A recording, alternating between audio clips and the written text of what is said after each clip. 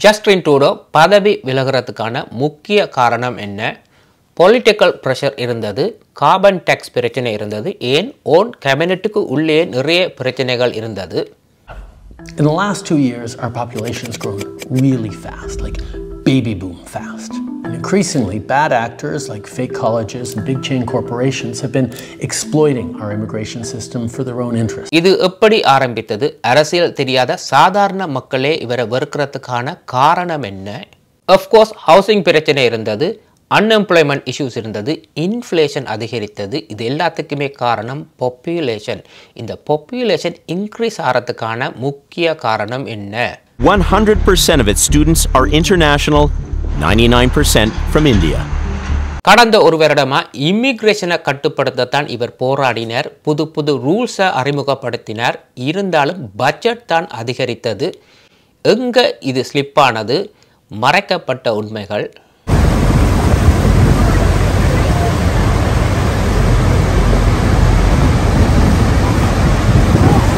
வணக்கம், எல்லாம் எப்படி இருக்கீங்க? இன்றைக்கு ஜஸ்டின் ட்ரூடோ பதவி விலகி உள்ளார், இல்லை விலக போறார் என்று கூட சொல்லலாம். இன்னும் மாதங்கள் இருக்கின்றன.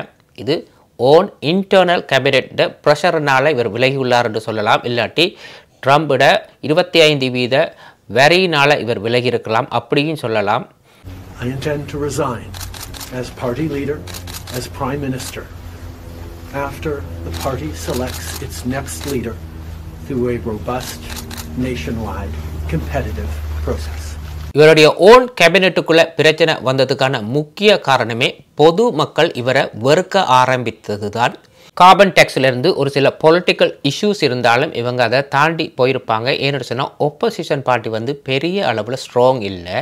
ஆனால் இன்றைக்கு கைவிட்டு போனோன்னு சொன்னால் பாப்புலேஷன் க்ரோத் தான். இந்த பாப்புலேஷன் க்ரோத்தால் தான் இன்றைக்கி பட்ஜெட்லேயே பெரிய பிரச்சனை வந்தது. இன்றைக்கி வீடாக இருக்கட்டும், வேலை வாய்ப்பாக இருக்கட்டும், இன்ஃப்ளேஷன் பிரச்சனையாக இருக்கட்டும், அதிக பாப்புலேஷன் இருக்கிறதால நிறைய பெனிஃபிட்ஸ் கொடுக்க வேண்டிய நிலைமையில் இருக்குது. அதே நேரத்தில் ஹெல்த் கேர் சிஸ்டம் கூட பெரிய அளவில் தேவைப்படுது இந்த பாப்புலேஷனுக்கு ஏற்ற மாதிரி. இதனால தான் ஜஸ்டின் ட்ரூடோ கடைசி 2 வருடமாவை இமிகிரேஷனை கட்டுப்படுத்துறதுக்கு நிறைய முயற்சிகளை செய்து வந்தார்.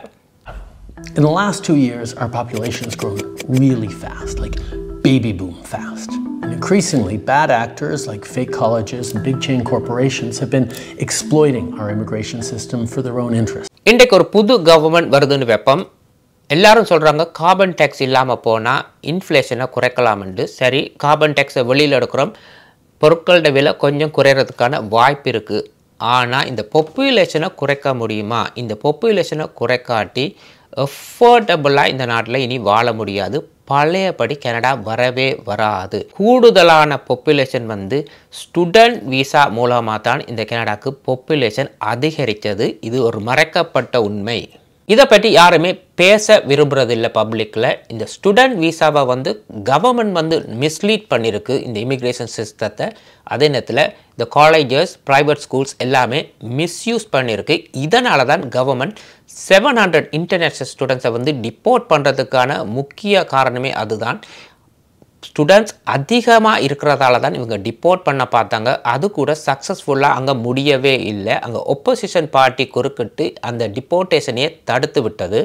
That the Trudeau government is going to kick the students out of Canada. The solution is obvious. End the deportations. Allow everyone who applied honestly but who was defrauded to continue to keep their work or study permit, and allow them to apply just like everyone else to become permanent residents. That's what I'm calling for. Stop the deportations. Justin ட்ரூடோட YouTube சேனல்லே கூறியிருப்பார் தான் விட்ட biggest mistake Today, I'm going to let you in on what happened, where we made some mistakes, and why we're taking this big turn. இந்த இமிக்ரேஷனை ஒரு கண்ட்ரோலுக்குள்ளே கொண்டு வராமல் விட்டது தான். ஸோ அதை திருத்துறதுக்கு தான் புது புது சட்டங்களை உருவாக்கினார். ஸ்டூடெண்ட்ஸுக்கு கேப்ஸை கொண்டு வந்தார். போஸ்ட் கிராஜுவேட் ஒர்க் பெர்மிட் இனி வழங்கப்படாதுன்னு நிறைய புது புது திட்டங்களை அறிமுகப்படுத்தினார். இன்டர்நேஷ்னல் ஸ்டூடெண்ட்ஸ் கனடாவுக்கு அதிகரிக்கிறதுக்கு 3 ஸ்டூடெண்ட்ஸ் தான் காரணம். இவங்க 3 பேர் இன்டர்நேஷ்னல் ஸ்டூடெண்ட்ஸ் 2015 கனடாவுக்கு வந்தாங்க. அப்ளை போர்டுன்னு ஒன்றை கிச்சனரில் ஆரம்பித்தாங்க ஒரு business. How many agents do you have on the ground? So recruitment partner, and where we work about 10,000 with a recruitment partner is a network that we build up. 10,000க்கு மேற்பட்டோர் அவர்களுக்கு கீழே வேலை செஞ்சு கொண்டிருந்தாங்க. எப்படின்னு சொன்னால் கமிஷன் மூலமா எவ்வளவு ஸ்டூடெண்ட்ஸை கனடாக்கு கொண்டு வரீங்களோ அவ்வளவுக்கு அவங்களுக்கு commission. 3 brothers who came to Canada as international students. Right now we are the biggest company bringing students to Canada, and we are so glad that we have done this. And also we're so glad too because we need more international students. I believe 2019 தான் Justin Doda அவர்களோட சேர்ந்து கைகோத்தார் இந்த ஸ்டூடெண்ட்ஸை கனடாக்கு கொண்டு வரதுக்கு. அவங்க கொண்டு வந்தது ஸ்டூடெண்ட்ஸை மட்டும் இல்லை, யார் வேணாலும் ஸ்டூடெண்ட் வீசாவில் கனடாவுக்கு வரலாம். அப்படித்தான் இது ஆரம்பித்தது. அவங்களோட டேர்ன் ஓவரை பாருங்க, 2020 $1.4 billion. அதே 2023 over $2 billion டேர்ன் ஓவர். இவ்வளவும் அப்ளை போர்டுக்கு கிடைச்ச காசு. ஆனால் கனடியன் கவர்மெண்ட்டுக்கு வந்து நிறைய பணம் இதால் வந்திருக்கலாம். இவ்வளவு பாப்புலேஷனை கனடாக்குள்ளே கொண்டு வரும் பொழுது அந்த காசு வந்து ஒரு டெம்பரரி ரிலீஃபாக தான் கனடாக்கு இருந்தது. இன்றைக்கி பார்த்தீங்கன்னு சொன்னால் ஸ்டூடெண்ட் வீசா மூலமாக தான் அதிக மக்கள் வந்து இந்த நாட்டுக்கு வந்திருக்கிறாங்க. அவ்வளோ மாணவர்களுக்கு பெனிஃபிட் வழங்க வேணும். அது மட்டும் இல்லை, இங்கே இருக்கிற காலேஜஸ் யூனிவர்சிட்டி எல்லாருக்குமே இவங்க, அதாவது இந்த அப்ளை போர்டுன்றவங்க வந்து இன்டர்நேஷ்னல் ஸ்டூடெண்ட்ஸை வந்து சப்ளை பண்ணினாங்க. இந்த சப்ளை பண்ணும்பொழுது என்ன நடந்ததுன்னு சொன்னால் குட்டி குட்டி சின்ன சின்ன இன்ஸ்டிடியூட் பேர்களில் திறந்து நிறைய காலேஜ் ஸ்டூடெண்ட்ஸை வந்து இங்கே கனடாக்கு கொண்டு வந்தாங்க. கிளாஸ் ரூம் இல்லாமல் இவங்க தியேட்டர்லேயே போய் படிச்சிருக்கிறாங்க. ஒரு கிளாஸ் ரூம் இல்லாமலே இன்டர்நேஷ்னல் ஸ்டூடெண்ட்ஸ் வந்து கனடாக்கு வந்து தியேட்டரில் படிச்சிருக்கிறாங்க. When we were there, CBU had 7,300 students on campus. But there's nowhere to put them all. That's why international students like Siddharth take their classes here, at a movie theater 9 kilometers away from the main campus. first day I was sitting in Cineplex, I was wondering, why am I sitting in Cineplex? Like, come on, why am I sitting in a movie theater? The Indian community is studying in the movie theater. There's no Canadian students in I there? haven't seen any Canadian students at all. Does that feel weird to you, Sid? I don't know.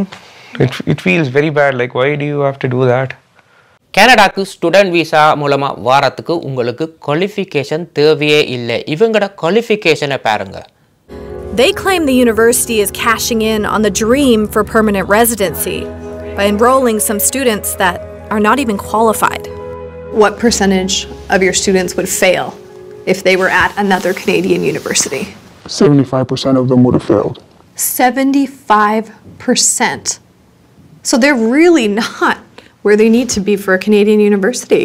இதை கட்டுப்படுத்துறதுக்கு ஒரு gap சிஸ்டத்தை கொண்டாங்க. இனிமேல் கனடாக்கு இவ்வளவு மாணவர்கள் தான் வரலாம்னு போஸ்ட் கிராஜுவேட் ஒர்க் பர்மிட்டை இல்லாமல் பண்ணாங்க. போஸ்ட் கிராஜுவேட் ஒர்க் பர்மிட் முடிஞ்சால் திரும்பி கனடா விட்டு போகணும்னு ஒரு சட்டத்தை கொண்டாங்க. ஆனால் இவங்க என்ன செஞ்சாங்கன்னு சொன்னால் இந்த போஸ்ட் கிராஜுவேட் ஒர்க் பர்மிட்டை எக்ஸ்டெண்ட் பண்ணுறதுக்கு யூஎஸ் பார்டருக்கு போயிட்டு திரும்பி வந்தாங்கன்னு சொன்னால் இன்னும் ஒரு 2 வருஷத்துக்கு போஸ்ட் கிராஜுவேட் ஒர்க் பர்மிட்டை வந்து எக்ஸ்டெண்ட் பண்ணலாம். அது மட்டும் இல்லை, கனடாக்கு உள்ளே இருந்து கொண்டே ஒரு சில சர்டிஃபிகேட்டை அவங்களே மேக் பண்ணி போஸ்ட் கிராஜுவேட் ஒர்க் பர்மிட்டை செஞ்சு கொடுத்துருக்குறாங்க. நான் அதுக்கான ஒரு வீடியோவே நான் போட்டிருந்தேன். இதுக்கு முதல்ல அவங்க எப்படி செய்கிறாங்க, எவ்வளவு சார்ஜ் பண்ணுறாங்கன்னு.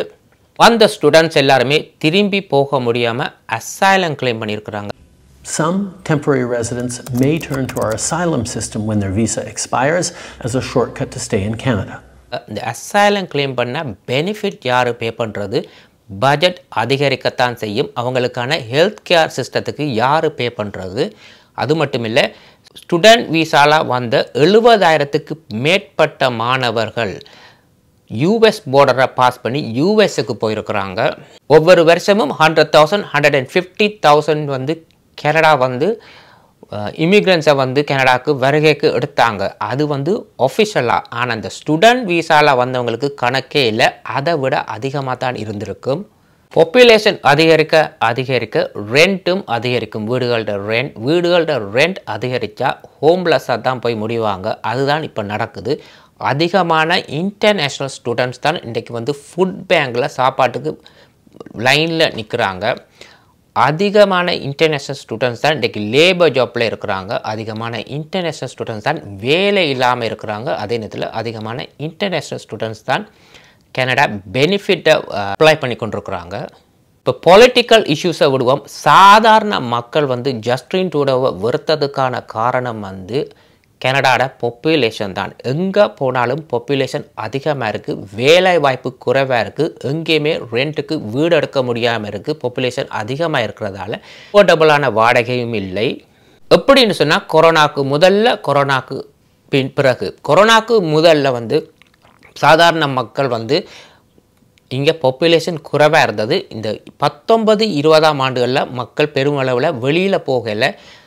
20ஆம் ஆண்டுக்கு பிறகு வெளியில் வந்த மக்கள் வந்து புது ஒரு உலகத்தை தான் பார்த்தாங்க.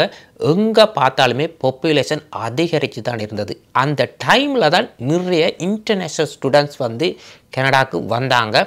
யாருக்குமே தெரியாது இவ்வளவு மக்கள் ஒரே நேரத்தில் வந்திருக்கிறாங்களான்னு. ஒரு எண்ணிக்கை அளவு தெரியாமல் தான் இன்டர்நேஷ்னல் ஸ்டூடெண்ட்ஸ் வந்து இந்த கனடாக்குள்ளே வந்திருக்கிறாங்க. அந்த டைமில் வரும் பொழுது கூட பெரிய அளவில் ஸ்கூல் காலேஜ் எல்லாமே மூடுபட்டு தான் இருந்தது. எல்லாருமே இங்கே வந்து ஆன்லைனில் தான் படிச்சிருக்கிறாங்க. அது வேறு. இந்த டைமில் வந்த மக்கள் எல்லாருமே ஸ்டூடெண்ட் விசாவை யூஸ் பண்ணி தான் கனடாவுக்கு வந்திருக்கிறாங்க. இதில் எத்தனை பேர் படிக்க வந்தாங்க, எத்தனை பேர் இந்த ஸ்டூடெண்ட் விசாவை யூஸ் பண்ணி கனடாவுக்கு வந்தாங்கன்னு தான் பார்க்க வேணும். ஜஸ்டின் ட்ரூடோ பதவி விலகிறதுக்கான முக்கிய காரணமே இந்த இன்டர்நேஷ்னல் ஸ்டூடெண்ட்ஸ் தான். இந்த பாப்புலேஷனை இன்க்ரீஸ் பண்ணாமல் இருந்திருந்தால் இங்கே இருக்கிற மக்கள் அவரை வந்து வெறுத்திருக்க மாட்டாங்க. மற்ற பொலிட்டிக்கல் இஷ்யூஸை வந்து வேறு மாதிரி டீல் பண்ணியிருக்கலாம். இது என்னுடைய ஒரு ஒப்பீனியன். இது எல்லாருமே ஏற்றுக்கொள்ள மாட்டீங்க. உங்களுக்குண்டு ஒரு சில கருத்துக்கள் இருக்கும். மறக்காமல் கமெண்ட் பண்ணுங்கள். அடுத்த ஒரு வீடியோவில் சந்திப்போம். நன்றி, வணக்கம்.